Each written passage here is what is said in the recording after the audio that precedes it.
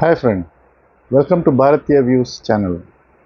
In today's video, I am going to watch a speech by AMISH Tripathi. It's an Oxford Union speech and the title is, According to Hinduism, God cannot be a delusion.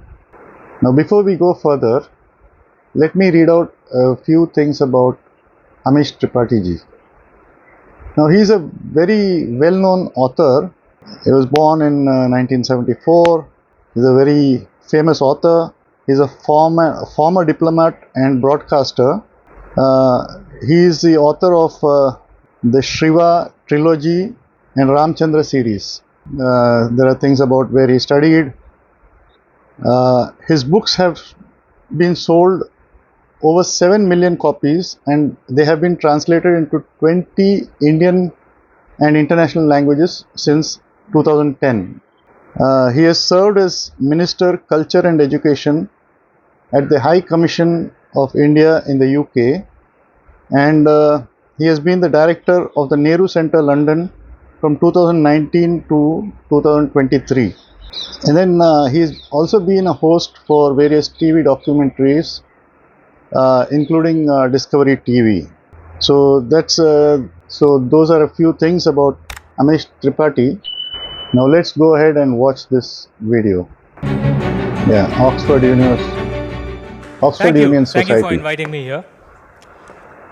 How you see the world is often defined by where you come from. Now, I'm a Hindu.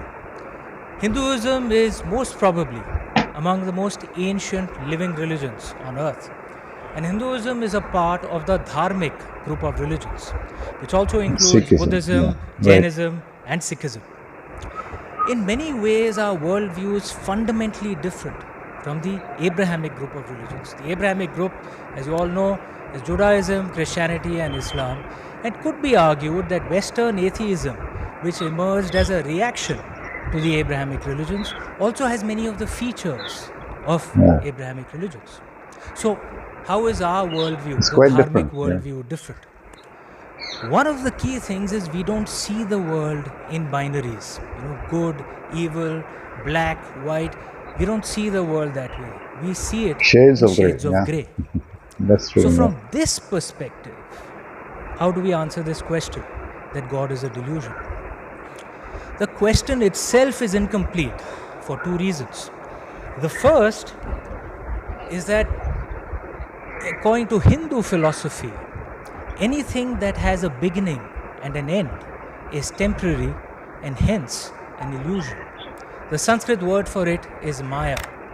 So therefore, everything, including the universe, because it does have an end date, is an illusion, which makes this entire debate itself infructuous.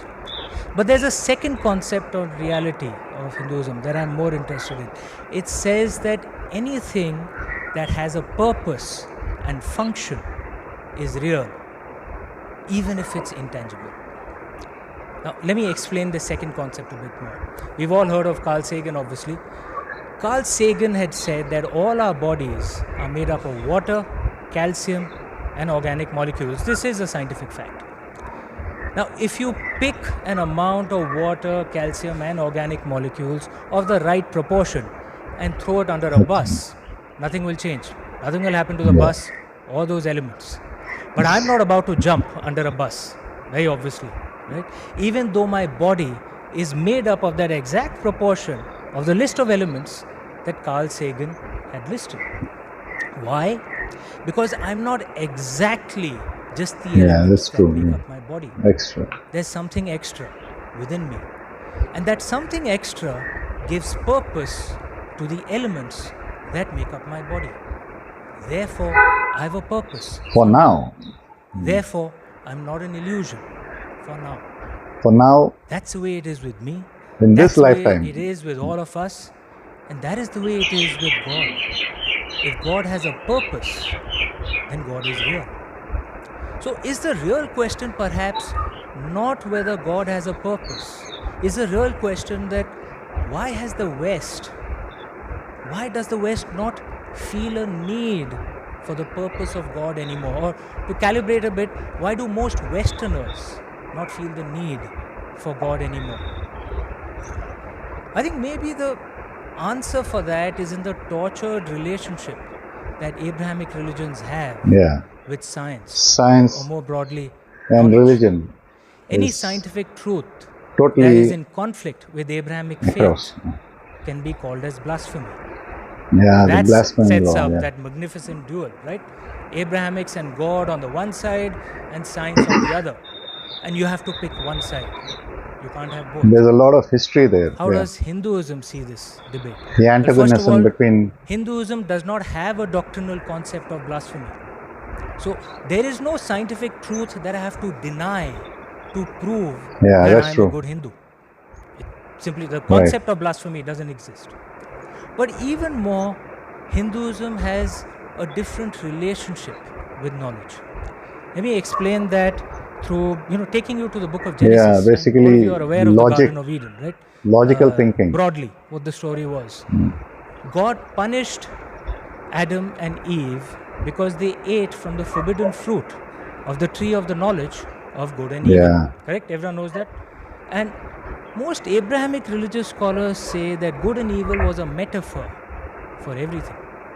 So therefore, essentially, Adam and Eve were punished because they ate an apple from the tree of the knowledge of everything.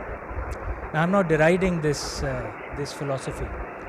Knowledge, if you're not prepared for it, is often a path to unhappiness and destruction.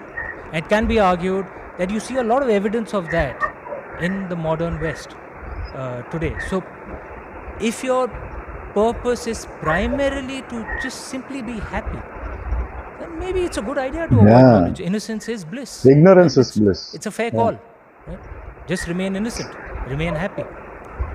How does Hinduism see the relationship with knowledge? Hindu philosophy does acknowledge the risks of knowledge, but still for tells everything. us to Yeah. go for it.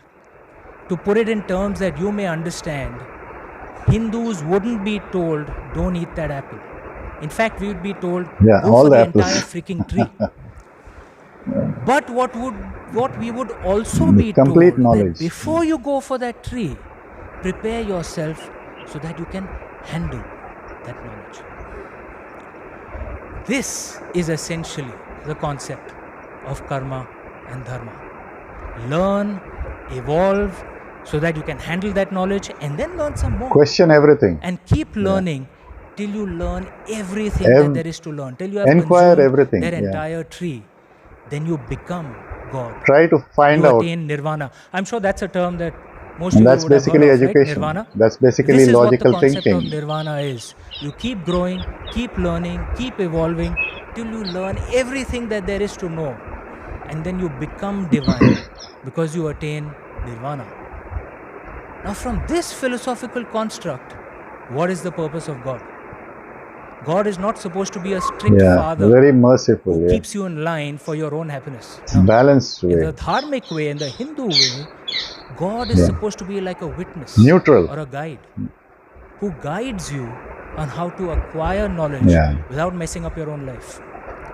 Which is why you'll find that it's very, very common in India to be religious and scientific at the same time. How many of you read about the Indian space scientists who sent a probe to the moon? Everyone's aware of that? Yeah, we sent a probe to the moon. The cost of that project was cheaper than a Hollywood movie on that Chandrayaan. project, right? But the scientists, and many don't know this, that the scientists who prepared that probe and that rocket, before launch, they took the They did components puja. of Yeah. that rocket to Yeah. a temple That's to true. pray to it. They Yeah. saw no contradiction in it. Unlike Western atheists who very often feel the deep need to insult religion to prove their scientific temper. In the Hindu way, the divine can be male, female, Yeah. All or three genders. transgender, That's true.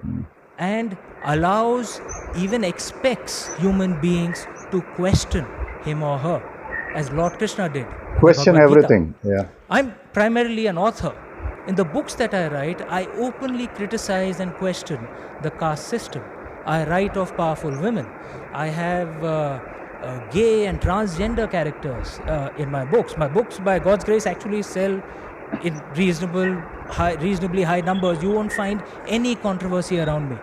Because in the Hindu way, there is an openness to multiple truths. There's an openness to multiple paths to the divine. All paths lead to one. If I may complete, please. In some ways, then, this debate is similar to the debate that's taking place over artificial intelligence. From what I have read, not that I know Elon Musk personally, but from what I have read, apparently, Elon Musk is concerned about the risks of AI and is therefore hesitating. Whereas Sam Altman is, going all guns blazing, wants to forge ahead, right? In the Hindu way, the opportunity of AI would be seen, but the risks of it would also be acknowledged, right?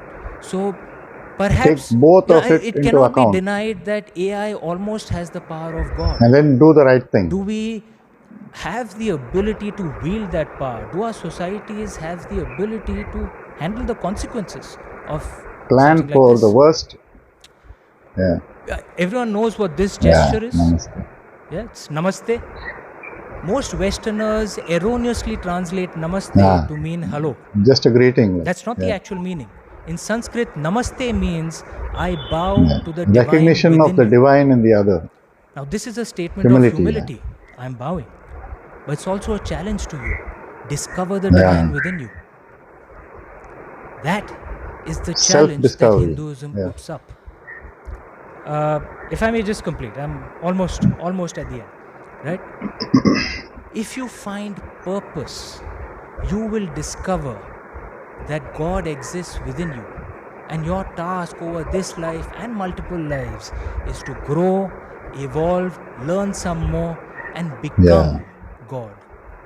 God is not a delusion because you are God. You are a potential God. You are all potential gods. You just don't know it yet. What you have to do is find your purpose, and you will discover that you and God are in fact very real. Aham Brahmasmi. And that's it. If there's a namaste, once again. Is there time? I'll answer that point of question time. Yes, sir. Where are you? Sorry. Yeah, hi.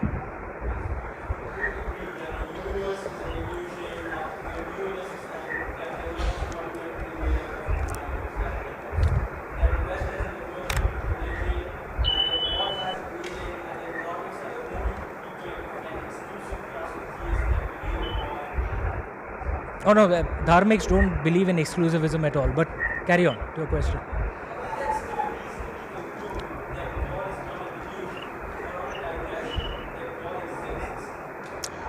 Good question. Look, it's like this. One of the things that in fact this debate happened in one of our Upanishads. One of the things that we can be sure of is that we'll only know the truth when we die, right? So essentially we have theories which explain facts as we see it today. Right? That's actually what theoretical physics is also. At many large levels, I'm sure you've heard of dark energy, dark matter. No one really knows what it truly is, but just it's a theoretical placeholder to explain facts as we see it today. Right? What is the theory that might create a better society today and might explain facts as we see it today? Right? That's what essentially this is. Can we claim that this is the absolute truth? No Hindu ever claims that. There is no concept of absolute truth in the dharmic way, right? All of us have an ability and a freedom and a right to find our own path. Many of the schools of philosophy in the Hindu way, I'm sure you're aware, are actually atheist schools. They are still Hindu. Charvaka, right? Or Buddhist or Jains can be atheist and Buddhist Jain at the same time. Faith is not central, right? Accepting the principles of the argument of cause and effect, that is central to the dharmic religion. So is this the theory that explains facts as we see it most well? I would argue it is. But does that mean it's the absolute truth? No. We'll only know when we attain nirvana or when we die. So how do we not know? Well, we are still here, so we don't know. Right? Have you read the Nasadiya hymn in the Rig Veda? Okay. Anyone who hasn't, there's a Nasadiya hymn in the Rig Veda. If I have time, if I can just explain that. It's a creation hymn. Okay? Hymn of and you want to understand a really deep creation hymn, read Nasadiya because it doesn't make any truth claims. It says, maybe this is how creation happened. Or maybe this is how creation happened. Or maybe this is how creation happened. The most magical are the last 4 lines of the Nasidiya hymn. That who can know for sure how creation happened? Even the gods wouldn't know, because even the gods were created after creation happened. And then the hymn goes on to say, maybe the only one who knows is the one most high. Or maybe even he doesn't know. And in Sanskrit, they don't use the term he, because the Brahman is actually beyond gender. So you can use it, she, he, whatever, right? Maybe he's the only one who knows, or maybe even he doesn't know. That's a skepticism at the heart of the Rig Veda, which Yeah, is that's true. the oldest dharmic religion, because no one can know for sure. You have to have supreme arrogance to say, I know what the truth is. No one can know for sure. All the Okay. If there's no other point of order, I guess I'm done. Thank you. There we have it from AMISH TRIPATHI ji. He is arguing that God is not a delusion, and he has laid his points. As a Hindu, I can certainly vouch for whatever he is saying, that these are the things which are part of the knowledge exchange within the schools of Hinduism. There are a lot of theories. Until one gets to know, one gets to experience, like he said, nirvana or enlightenment, one cannot be sure. Yet, from whatever is available here at hand, one can come to certain conclusion through observation and then analysis of whatever one has observed. Through logical reasoning and through critical thinking, one can decide, one can allude to various things which are there in nature and which are there in the universe. Such a lovely talk, lovely speech. His thinking is very logical. He's putting his points very straightforward in a very easy to understand manner, with great humility as well as calm, and in a very methodical manner he answered the question which was put to him. And there also he gave various points. I really enjoyed this video. Hope you also have, and see you in the next video. Until then, Bharat Mata ki Jai, Jai Hind, Vande Mataram.